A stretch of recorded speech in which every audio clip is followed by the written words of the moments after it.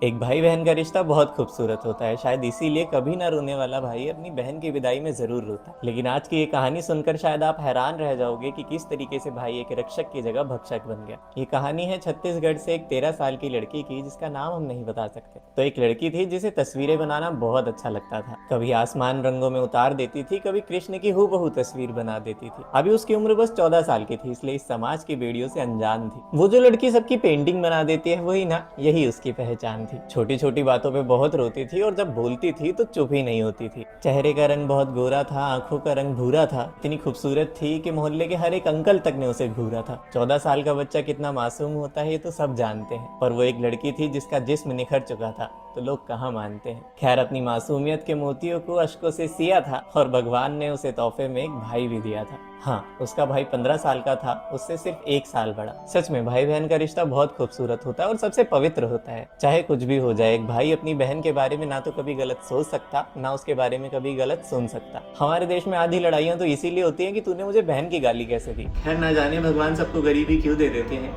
कि उसके पापा के साथ साथ उसकी माँ भी काम पे जाती थी। उसके मम्मी पापा दोनों सुबह उठते ही काम पे चले जाते थे और घर में रहते थे वो और उसका भाई। 2 बजे तक दोनों का स्कूल चलता था, उसके बाद दोनों घर आ जाते थे। उसके घर से थोड़ी सी दूरी पे उसकी बुआ का भी घर था। बुआ का एक बेटा था जिसकी उम्र अभी 16 साल थी, और उसका सगा भाई और उसके बुआ का बेटा दोनों आपस में बेस्ट फ्रेंड्स थे। पर बेस्ट फ्रेंड्स होने के साथ साथ दोनों एक नंबर के बदतमीज थे। भगवान अगर किसी को तोहफे में खूबसूरती देता है तो उसके साथ लाखों परेशानियां भी देता है। सबसे पहला तो ये समाज जो उसे घूरता ही रहता है। वो लोग जो उस जिस्म की तलब के लिए, अपनी प्यास बुझाने के लिए अपनी सारी सीमाएं भूल जाते हैं। लड़की खूबसूरत हो या ना हो, रात में अकेले बाहर निकल ही नहीं सकती। उसे पता होता है कि ये समाज उसे घर लौटने कभी नहीं देगा। पर अभी वो सिर्फ 13 साल की थी, उसे इन सब बातों के बारे में कुछ भी नहीं पता था। हर साल अपने दोनों भाइयों को राखी बांधती थी, बदले में एक चॉकलेट ही तो मांगती थी। पर एक दिन इस सुनहरे आसमान को काले बादलों ने घेर। न जाने क्यों उसकी मासूमियत पर छा गया था अंधेरा। हल्की हल्की हवा छाई, पर उसे ये खामोशी समझ ही नहीं आई। और समझ आती भी कैसे कि अभी उसकी उम्र ही इतनी ज्यादा छोटी थी। आज भी बाकी दिन की तरह मम्मी और पापा काम पर गए थे, पर स्कूल से आते वक्त वो दोनों भाई बहन भीग गए थे। बेरुख सी बहारों में किसी नादान परी की तरह खो गई थी। भीगने की वजह से वो थक गई थी, इसलिए वो आराम से सो गई थी। भी किसी ने समझाया ही नहीं था। ख्यालों में खोकर किसी को अपना देखने लगी। गहरी नींद में अचानक सपना देखने लगी। सपने में ये सब थोड़ा अच्छा लग रहा था। ये नरम नरम सा एहसास उसे आज पहली बार हुआ था। उसके कोमल से बदन को कोई स्पर्श कर रहा था, उसकी खूबसूरती को कोई महका रहा था। वो अनजान थी कि ये सपना नहीं, हकीकत है कि उसे कोई गले लगा रहा था। मानो कोई उसे प्यार से सहला रहा था, अपनी बातों में उसे बहका रहा था। प्यार, इकरार, एतबार की ताबीरों को तोड़ रहा था। वही भी वो सोई हुई थी। हल्की हल्की हवा छा रही थी। आज बारिश बहुत तेज आ रही थी। सपना अब तक अच्छा लग रहा था, लेकिन अब उसे थोड़ा अजीब लगने लगा था। ये खुशबू बड़ी जानी पहचानी सी थी कि मानो कोई अपना करीब लगने लगा था। उस दिन सर्द हवाएं बहुत तेज थी तो उन हवाओं में ऐंठ गई। अचानक उसकी आंख खुली, और आंख खुली तो उठकर बैठ गई। नजर झुकाई तो देखा उसके कपड़े नीचे हुए पड़े थे।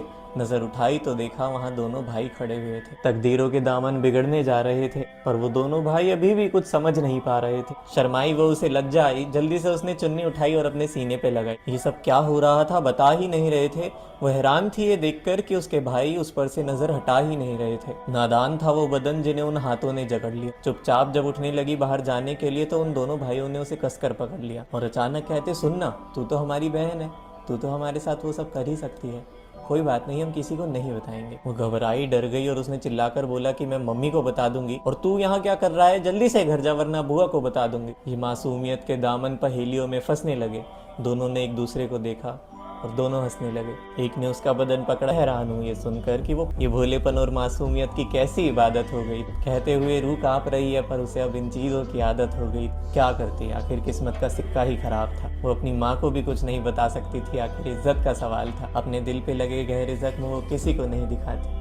आज भी वो तड़पती रहती है, पर ये बात किसी को नहीं बताती। अब उसे इन सब चीज़ों की आदत लग गई है, क्योंकि उसे पता है कि अगर मैंने किसी को बताया तो इसका असर कहीं ना कहीं मुझ पर और मेरी ज़िंदगी पर भी पड़ेगा। मेरा पूरा परिवार बिखर जाएगा, मेरे रिश्तेदारों से बोलचाल बंद हो जाएगी। मेरे पापा इसका स्कूल छुड़वा देंगे। वो कभी अपनी ज़िंदगी में अपनी मर्जी से कोई काम नहीं कर पाएगी, अपने घर से बाहर नहीं जा पाएगी। अपने बच्चों का ध्यान रखा करो। अगर तुम उन्हें अकेले घर पर छोड़ के जाते हो तो अपनी बेटी का ध्यान रखा करो। उससे पूछा करो कि उसे किसी बात का डर तो नहीं है, या फिर उसे कोई सता तो नहीं रहा है। उसकी इज्जत से बड़ी उसकी मासूमियत है, उसकी जिंदगी है। इस समाज में इज्जत के नाम पे लड़कियों को डराया जाता है, इतना डराया जाता है कि कभी वो किसी अपने से अपने दिल की बातें शेयर कर ही नहीं पाती। कभी किसी का चाचा, कभी किसी का फूफा, कभी किसी का खुद का भाई। माना हर लड़का एक जैसा नहीं होता, पर हमेशा लड़का ही क्यों होता है। गली में, मोहल्ले में या फिर बाजार में चलते हुए कोई लड़का छेड़ दे तो वो अपने घर पे आकर बता भी नहीं पाती। क्यों? क्योंकि उसके घर वाले अगले दिन से उसे जाने ही नहीं देंगे। इतना सब होने के बाद भी ये समाज लड़कियों पे, लड़कियों के कपड़ों पे सवाल उठाता है। न जाने कितनी लड़कियों की कहानियां ऐसी होगी जिनके साथ ये सब होता है, पर वो आवाज नहीं उठा पाती। क्यों? क्योंकि उनका परिवार बिखर जाएगा। ये कहानी किताब का सबसे गहरा और सबसे अंधेरे वाला पल बनकर रह जाती है। एक ऐसा किस्सा बनकर रह जाती है जो वो इंसान चाहता ही नहीं था कि उसकी जिंदगी की किताब में कभी हो। अब भले ही उसके था। एक लड़की थी जिसे पढ़ना लिखना बहुत अच्छा लगता था। ख्वाबों की लड़ाई में कई सारी मुश्किलें झेलती थी। बचपन में अपने ईयरफोन्स लेकर डॉक्टर डॉक्टर खेलती थी। मौसम था सुहाना, बहारों की कलियां खिल गई। आखिर हुनर ही ऐसा था कि एक दिन सीट मिल गई। डॉक्टर बन चुकी थी वो। सपनों में खूबसूरत से फूल सजाने निकल पड़ी अपनी तकदीर बनाने। पर हवाएं आज खामोश होकर कुछ समझाना चाहती थी। घर चली जा, घर चली जा कहकर कुछ बताना चाहती थी। और बस सुबह के 4 बजे लगा कोई पैर दबा रहा है।